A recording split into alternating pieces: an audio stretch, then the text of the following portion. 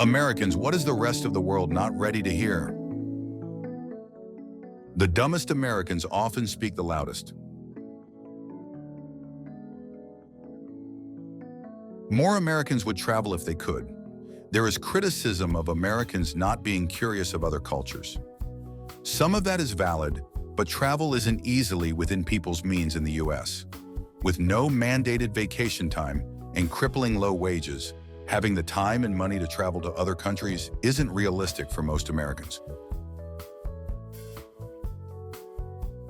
The only reason Florida Man exists is because of Florida's laws about the accessibility of crime documentation, which makes it a goldmine for tabloid journalism. I went to Italy and there was a restaurant selling American pizza, which was pizza with French fries, hot dogs, and more ranch than pizza. He said it's authentic American pizza and it's how everyone eats pizza over there. I told him I'm from America and I've never once seen anyone eat that. He told me I was wrong and it's how all Americans eat pizza. Y'all are crazy too. Despite there being an obesity epidemic, there are many children who are hungry. Unfortunately, the foster care system is a worse outcome sometimes. We have many hungry children. The government is not an accurate reflection of the people. The vast majority of Americans are moderates who have views all over the spectrum, depending on the topic. A lot of the world may know the origin story of America. At its core, it began as an experiment in decentralization of authority, with the goal that there would be no overarching ruler deciding what you can and can't do. That's why the concept of states' rights exists. What the world may not know is how extreme that concept has become over the last 50 or so years. At this time, it's more apt to say that your employer's HR policy book has far more say over your life than any law, be it local, state, or federal. Things have become so skewed in favor of job creators that depending on who you work for, you could be free as in freedom, or you could be no better off than an indentured servant. Think about what other countries' governments give their citizens as a right of citizenship: healthcare, higher education, comped maternity leave, child care subsidies, guaranteed minimum time off, adequate public transit, just to name a few. Think about what the US government doesn't offer: all of the above and more. But there are some corporations who do offer equivalents to those: health insurance, tuition reimbursement, per-employer maternity leave policy, which is typically not very generous. And lately, some have been extending perks like unlimited vacation, still subject to your manager's approval, transit pass reimbursement, or private shuttles.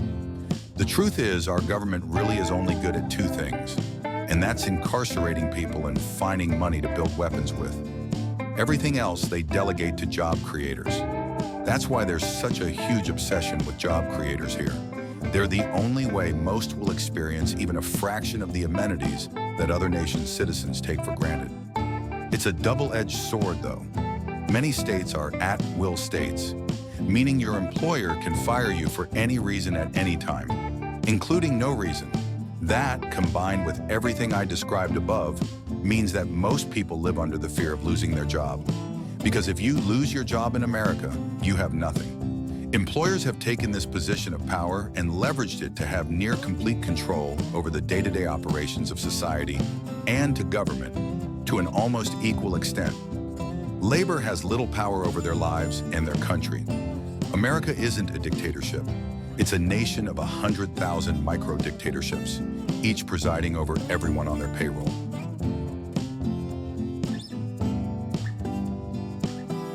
Most of us are just normal folks trying to get by. It's just 10% at each end of the political spectrum that are dingbats. But they get all the media coverage and give the rest of us a bad name.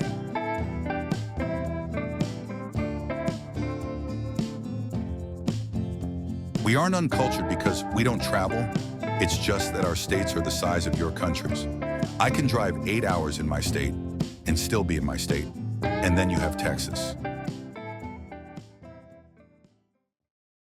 Everyone likes to harp on our past of slavery, but we didn't invent. Nor were we the biggest ones to do it.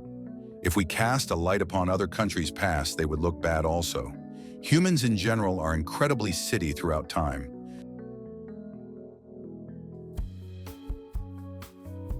Most New Yorkers aren't psychopaths. All of us are. That someone personally spent over $400 million on a replica of Noah's Ark in Kentucky. Like, actually, I'm not even kidding. It's several football fields long.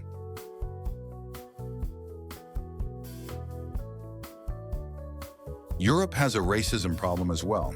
I moved from America to Europe, and y'all jump through so many hoops to pretend that America is the only place with racism, despite how blaringly blatant it is in Europe. Edit. Obviously, I know Europe is not a singular country. I just did not feel like listing all the European countries I've lived in or traveled to. Edit. If y'all really want to focus more on the fact that I said Europe instead of listing every country I've ever been to than on the racism thing, then you're really just proving my point. Twitter/Reddit are probably the worst representation of American culture possible. Life outside these two platforms are completely different, no matter what way you spin it. Reason being, extremist opinions are the ones that get the most fake internet points, so that's all you will ever see. Children are not your retirement fund. 80% of all Americans don't have $500 in their savings account.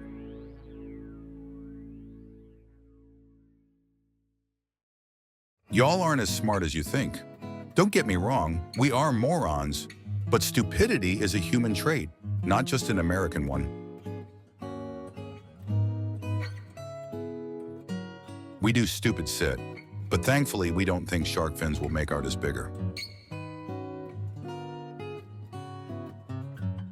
America isn't the best by far, but as an African American, I know the racism in other big countries is way more overt. I've experienced it and sadly realized America is one of the few places I can live in somewhat peace. We are not a monolith. The difference in culture between states, even counties or towns, can be massive. Making a generalized statement about Americans is really just disingenuous.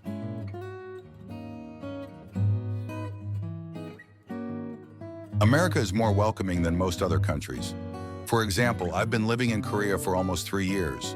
I could speak the language perfectly, interact with the community, learn the customs and traditions, and yet I still wouldn't be considered Korean or even be looked at as a Korean citizen.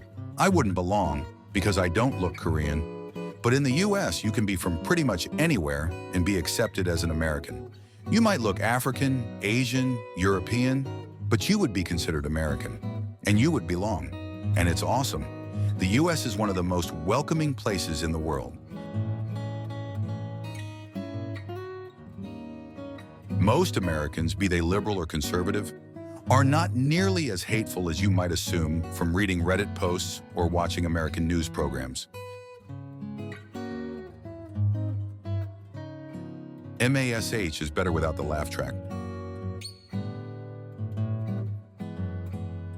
Not all Americans have money, Edit. Most don't.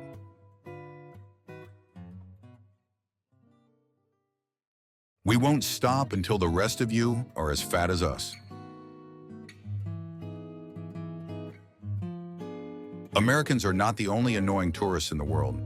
We can be bad, sure, but I have met plenty of jerks from all sorts of countries visiting. Sometimes reading through Reddit, you get the sense that the only people in the world with bad travel manners are Americans.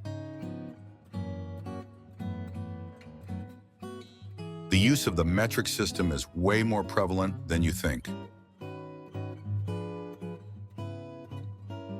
Henry Winkler gets even cooler after Happy Days. Most people in the US do not have guns. The reason for there are 400 million guns in the US is because guns are counted when they are sold, but they are not counted when they are destroyed, broken, or disposed of, legally or illegally. So when you have a number that only goes up, guess what? It gets really big. It's also possible guns are double counted when one owner sells a gun to another person. Also, most gun owners own more than one gun, so you can't just divide the number of guns by the number of people because you have that one guy with 20 guns. So when you come to visit, relax. There aren't cowboys and gangbangers on every street corner.